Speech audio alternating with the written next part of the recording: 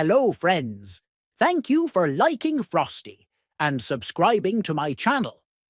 I am glad that I can make Storytime enjoyable and adventurous for you all. In the frosty woods, where snowflakes fall, lives a goblin who dreams of decking the hall.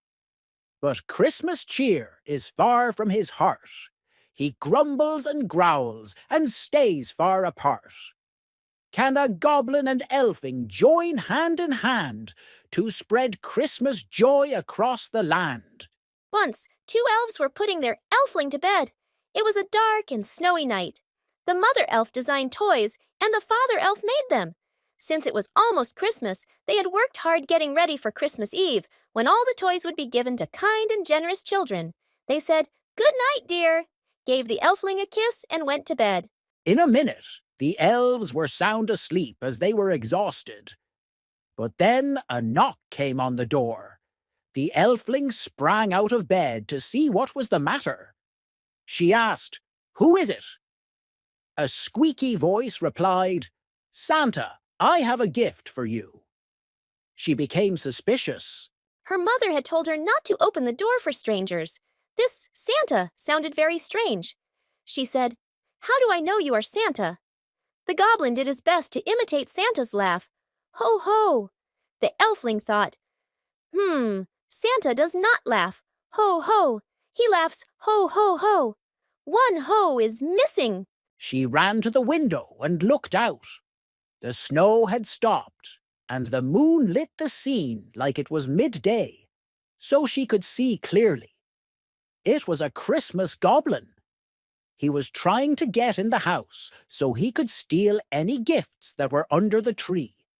She yelled, "You're not Santa. Where is your red hat and coat and your beard? And you surely don't laugh like Santa."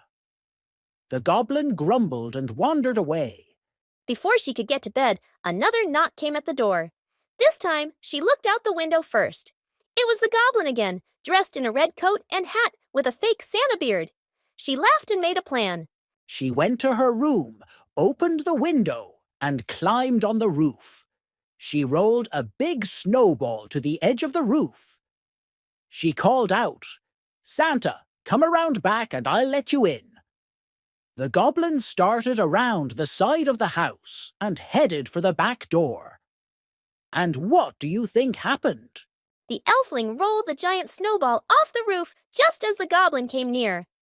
The snowball covered the goblin, and he looked like a snowman. All you could see were his eyes.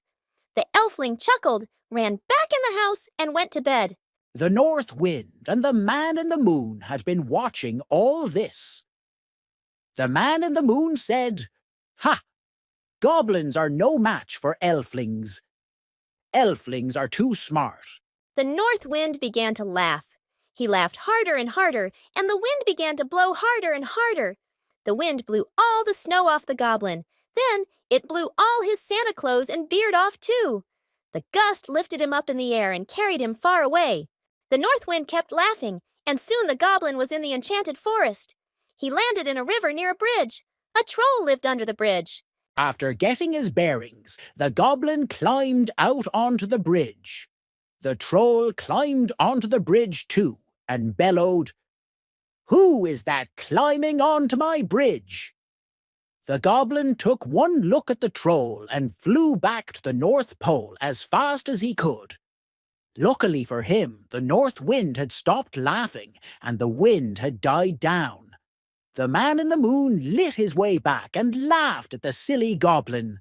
The troll put on the Santa hat, coat and beard that had landed near the bridge.